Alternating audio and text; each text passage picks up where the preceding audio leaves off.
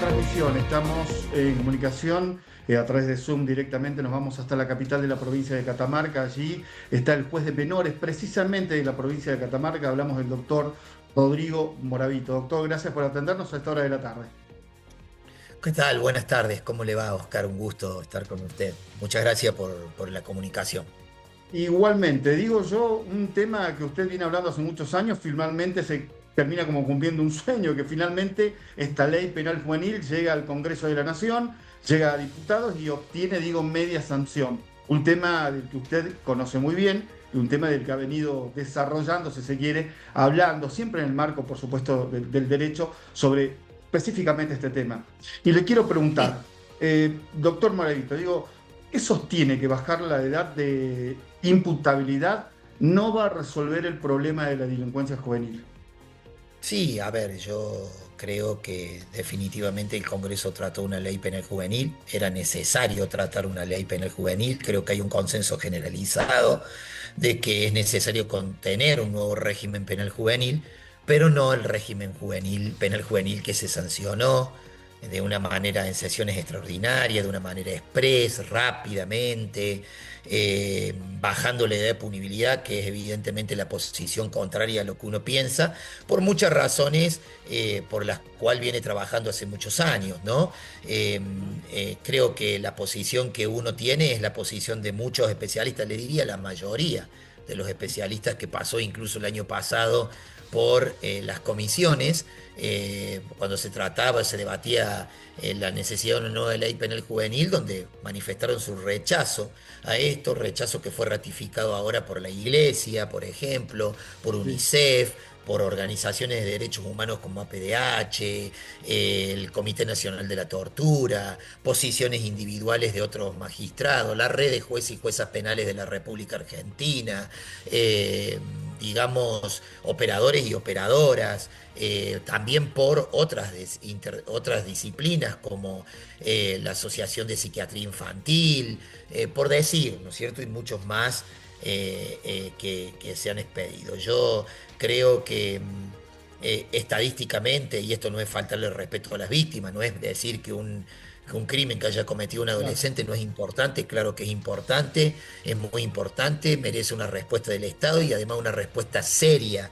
por parte del Estado. Y cuando digo una respuesta seria, no es esta la respuesta que se le debía haber dado ni a las víctimas, quienes ya son víctimas, ni esperar que existan más víctimas para sancionar una ley que en definitiva siempre va a trabajar sobre víctimas ya existentes, ¿no? Esa es otra Claro. de las cuestiones.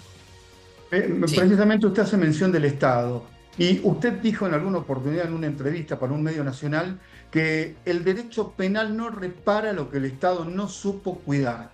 Entonces, digo, en base a esa declaración, ¿puede usted explicar, digo, cuál es la responsabilidad que cree que está descuidando el Estado? La de los chicos especialmente. Mire, estos son datos de UNICEF. 7 de cada 10 chicos en la República Argentina son pobres. 3 de cada 10 son indigentes o están en situación de pobreza extrema. Por ¿Mm? supuesto que pobreza, insisto mucho con esto, no es sinónimo de delincuencia, ¿sí? No, no. Para nada, al contrario.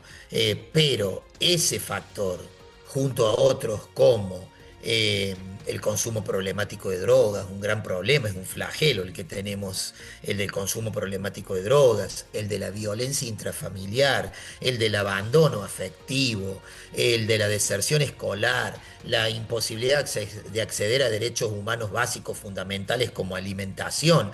Hoy aproximadamente 1,5 millones de niños, casi dos, se va a dormir sin haber al menos, sin haber cenado o haberse santiado una comida de las esenciales Claro. del día, digamos, ¿no? Entonces, Ujú. todas esas situaciones llevan claramente a una posibilidad de que cometa un delito. Todas esas situaciones son previas, son problemas sociales previos a la comisión de un delito. Entonces, si yo estoy viendo a Claro. un chico muy drogado en las calles, que está no viviendo en las calles o en situación de calle, sino sobreviviendo en las calles, ¿sí? Y estoy en una situación de riesgo, ahí es donde los mecanismos del Estado tienen que intervenir Tal cual. previamente en ese abandono acumulado para evitar que ese chico cometa un delito, potencialmente puede llegar a cometer un delito, y dañe a alguien. Es allí donde hay que trabajar y no esperar a sancionar una ley, que además es una medida cortoplacista, sancionar una ley penal, que es una respuesta, claro que es una respuesta, pero no es la solución a este problema, porque siempre que sanciono una ley penal, siempre que bajo la edad de punibilidad, siempre que endurezco el sistema penal, es para trabajar sobre los efectos del delito. Es decir, cuando el delito ya se produjo y ya generó víctimas. Y lo que queremos es que no haya víctimas, es solamente esto. No estamos romantizando a los adolescentes, ni de la delincuencia juvenil, ni del delito adolescente, que además es ínfimo en la República Argentina, es el 4% del 100% del delito en general. El problema es el delito adulto.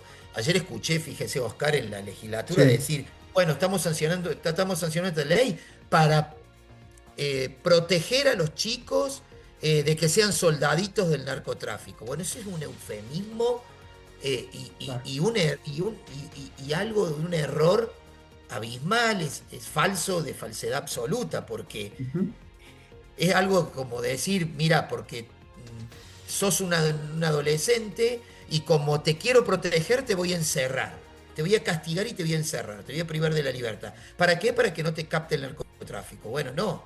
El chico, por supuesto que es una problemática que hay que abordar, si comete un delito, pero hay que ir a lo macro delictivo, que es el narcotráfico, que es el que claro. recluta a los chicos. Entonces no subestimemos a los chicos, no caigamos en eufemismos o en premisas erróneas diciendo que vamos a proteger a los chicos y que como los vamos a proteger, los vamos a encerrar y los vamos a sancionar para que el narcotráfico no los capte.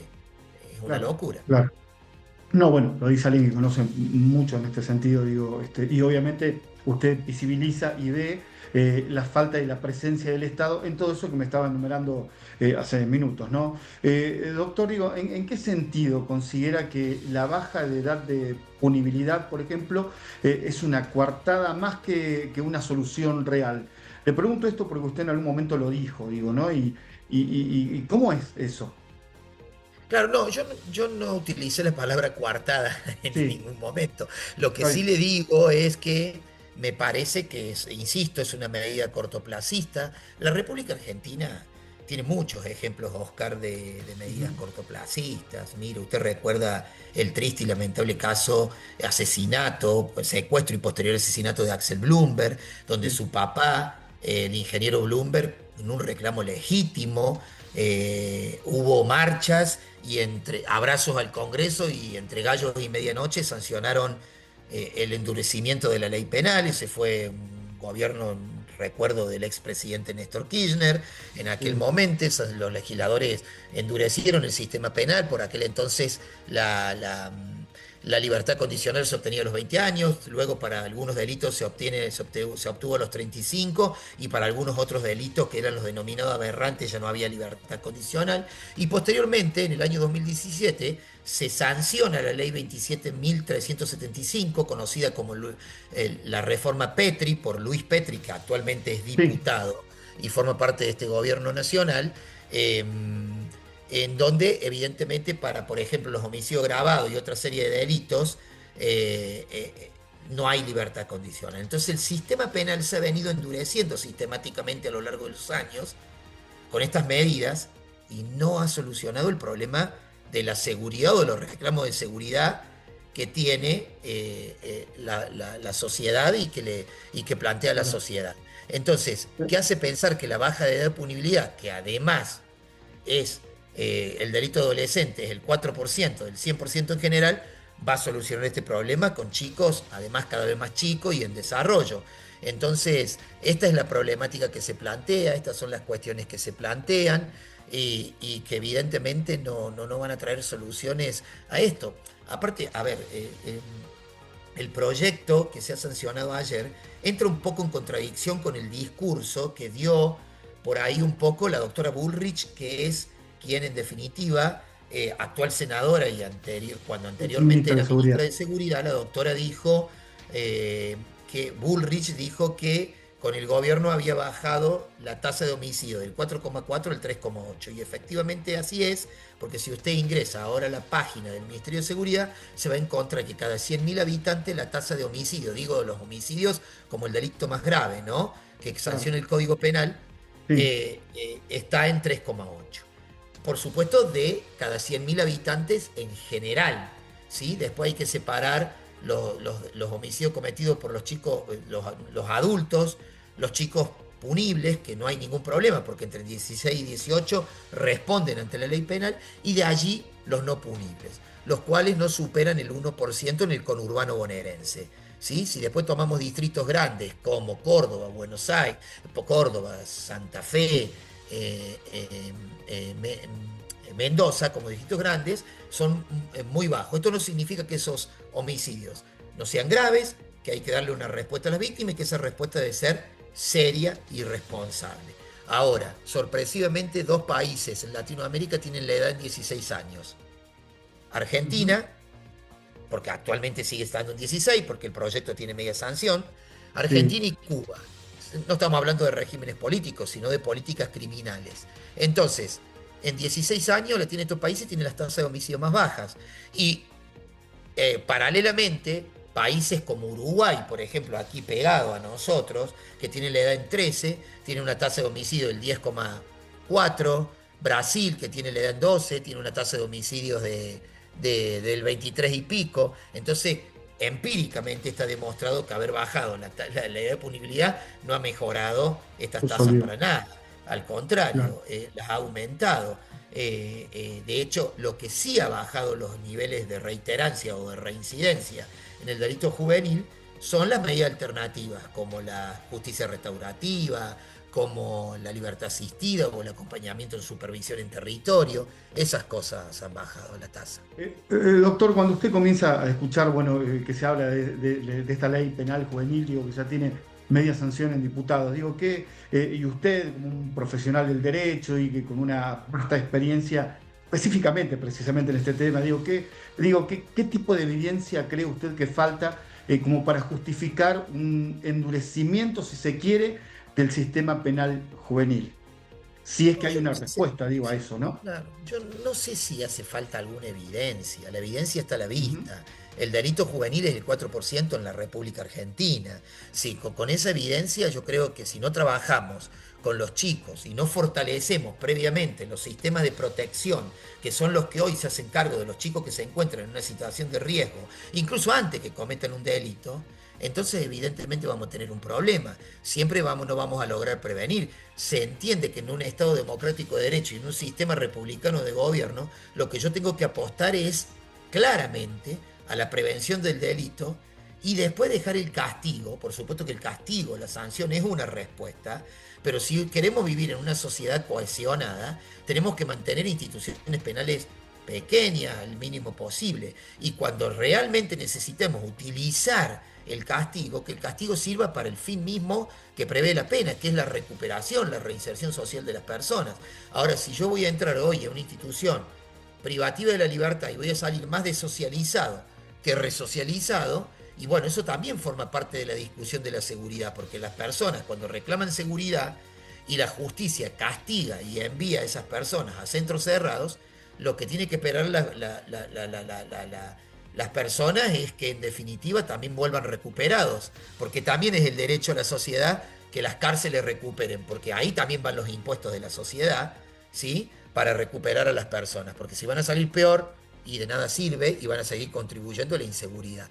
Yo creo que lo que hay que fortalecer son los sistemas de protección integral y trabajar en los barrios fuertemente. Mire, con lo que sale un chico preso se salva a 14 chicos en los barrios, ¿sí? Que se encuentran Ujú. en situación de riesgo. Así que imagínense si no es importante trabajar en la prevención. Ahora digo, finalmente este proyecto llegó a diputados, tiene media sanción y veremos qué es lo que sucede de aquí en adelante. Digo, pero ¿no cree usted, doctor Moravito, que este proyecto responde más a una bronca social que a un análisis serio de las causas del delito? Yo creo que la sociedad tiene todo el derecho a expresarse y pedir lo que deba pedir. Por supuesto que ya sabemos que usted sabe y lo sabemos todos que muchas veces la sociedad reacciona violentamente, pide un poco más guillotina, lapidación, que los ejecuten. Bueno, pero este discurso también en muchas ocasiones ha estado en los políticos. ¿sí? Ujú. Usted ha escuchado de algunos políticos Sí, bala a los sí, delincuentes y bueno, la verdad que eso no es propio de un país democrático ni de una civilización sí. en la que vivimos, ¿no? Me parece Políticos que que... están detenidos y procesados, digo, por No, no, decirlo. sí, no hablo de un ejemplo en particular, hablo de No, lo que no. hemos visto en los medios de Sí. comunicación o de la forma en que se expresan en las redes sociales. Y eso tampoco usted le puede pedir a la sociedad que no se exprese de esa manera si definitivamente tampoco es toda la sociedad. Vivimos en un país donde lamentablemente generalizamos demasiado. O todos son malos, Es o verdad. todos son buenos, o todos son de Boca, o todos son de River. Entonces Claro. no es así. Hay personas que piensan de una manera diferente y gente que trabaja y piensa de una manera diferente. E incluso hay víctimas, como por ejemplo Víctimas por la Paz, que es muy conocida, que incluso no creen en esto, sino pueden pensar, por ejemplo, el caso de Córdoba en este momento, donde está llevando el juicio por el crimen de Sebastián Villarreal. Su Sí. hermana Jimena Villarreal se ha expresado en contra de la punibilidad, aun cuando había chicos involucrados en el asesinato de su hermano. Entonces me parece que no todas las víctimas son todas las víctimas, y decir que toda la sociedad tiene bronca con esto, tampoco es bueno, pues no toda la sociedad tiene bronca con esto. Creo que hay No. bastante división en esto, y me parece que está bien que así sea. Y bueno, y después habrá que ver las respuestas o los resultados en el tiempo, ¿no? Doctor, digo, desde su lugar, como un juez de menores de la provincia de Catamarca, digo, eh, seguramente en algún momento lo ha pensado o ha hecho una reflexión o tiene una opinión para darnos, una reflexión. Digo, si no es con sanciones penales, y pregunto, ¿qué medidas concretas, digo, deberían aplicarse, por ejemplo, para evitar que los jóvenes lleguen a delinquir? Y seguramente vamos a hablar de la falta de presencia del Estado. Pero bueno, esa es mi pregunta. Digo, ¿qué medidas Yo creo que concretas tiene cree que usted que haber se deberían aplicar? Yo creo que tiene que haber políticas públicas concretas, reales, de qué manera se está trabajando, tiene que haber trabajo de campo, tiene que haber bajada de presupuesto para llegar al territorio, los sistemas de protección integral tienen que trabajar con los colegios, en muchas ocasiones, a veces por experiencia propia hay divorcios dentro del mismo sistema de protección, digamos, lo digo en el buen sentido, para reflexionar, ahí no hay una vinculación concreta, es decir, trabajar interdisciplinariamente, hacer relevamientos, verificar quiénes son los chicos que se encuentran en situación de riesgo, llegar a los barrios, porque donde el Estado no llega, llega el narcotráfico, ¿eh? Y bueno, por supuesto que puede haber cosas que se nos pueden pasar, que se nos pueden escapar, y que no exista una respuesta penal para los que no son punibles, no significa que no deba haber una intervención penal, perdón, una intervención estatal, no penal, me corrijo, Ujú. una intervención estatal cuando haya algún tipo de delito grave. Mire, es muy difícil que un chico hoy en día, dependerá de cada jurisdicción, no conozco todos los casos, pero que comete un delito grave, aunque hoy en día sea no punible, recupere la libertad tan fácilmente. De eso hay muchos ejemplos. Hay chicos que aún habiendo sido no punibles, han quedado privados de la libertad hasta que el Estado, con acompañamiento judicial, hasta que el Estado ha ido trabajando de alguna manera con ese chico y con su familia, ¿no? Para cerrar esta entrevista, una última pregunta, y hablábamos de que no nos gusta generalizar, pero quería preguntarle, digo, en materia de delincuentes juveniles, si se quiere, digo, ¿hay alguna estadística en la provincia de Catamarca? ¿Cómo está hoy? ¿Cómo estuvo el año anterior? Catamarca ¿Hacia tiene, qué vamos? ¿Qué tipo de políticas se aplican, por ejemplo? Mire, en Catamarca hay una estadística que salió en el año 2024, que se publicó en la base general de datos de la Corte Suprema de Justicia de la Nación. Esto Ujú. está en internet, es algo que se puede publicar, se Es puede público. verificar, se puede... Catamarca tuvo el mayor delito que tuvo, sí, el delito adolescente en el país, digamos, en su mayoría, el delito que más se comete son los robos y los hurtos, son los delitos conocidos como los famosos delitos contra la propiedad. Después Sí. cada provincia tiene, por supuesto, aristas. El delito que más se cometió en Catamarca en el año 2024, que es la última estadística que tiene, es el delito de los delitos contra las personas, son las lesiones, que pues, generalmente son las peleas entre los propios chicos, digamos, ¿no? Claro. Salida de boliche en los colegios, etcétera. Después son los delitos de amenazas, que son las amenazas en las redes sociales, que comienzan entre chicos y terminan. Después hay delitos, por ejemplo, contra la administración pública, que son los famosos casos de resistencia a la autoridad en algunas circunstancias. Los delitos contra la libertad, como ya le dije, las amenazas, y también por ahí vienen los delitos contra la integridad sexual, que por lo general se vienen cometiendo mucho en ámbitos de fiestas de estudiantes, donde hay consumo excesivo de alcohol, en las fiestas estas que se denominan con iniciales, último primer día de quinto, último UPD, UDQ, bueno, que le ponen los chicos iniciales y que ahí Sí, sí, sí, sí, cometen sí. los chicos por exceso de alcohol o drogas, se filman y bueno, evidentemente eso es una relación sexual no consentida y después termina, por supuesto, en un tribunal. Lo cierto es que el sistema penal es como la gripe, le puede agarrar a cualquiera en cualquier momento, no es que solamente capta a las personas que hacen de su vida habitual el delito. Nuestros hijos, nuestros sobrinos, nuestros nietos, los hermanos de de nuestros sobrinos, etcétera, pueden recaer en un delito ante una conducta reaccionaria, sobre todo en una edad en donde se está desarrollando todavía la psiquis. Así que esto puede pasar y por supuesto que ahí debe haber una respuesta, pero después habrá que verificar si lo penal termina captando a mucho más chicos de los que realmente están captados hoy. Y la experiencia ha demostrado que a medida que se baja la edad, por ejemplo el caso de Dinamarca, cuando bajó la edad en el año 2010 de 15 a 14, después la tuvo que subir a 15 porque las tasas de reincidencia se elevaron al máximo. Georgia pasó exactamente lo mismo. Entonces habrá que ver qué pasa en la República Argentina. Ahora sí, doctor, mi última pregunta, me dio pie para preguntarle algo más. Digo, si le pido hacer una reflexión, una opinión, digo, que la podría casualmente estar escuchando algún senador donde luego va a llegar, digo, esta ley penal juvenil, ¿no? Digo, ¿qué reflexión, qué opinión haría usted en referencia al tratamiento que está teniendo lo que el día de mañana se puede convertir en ley?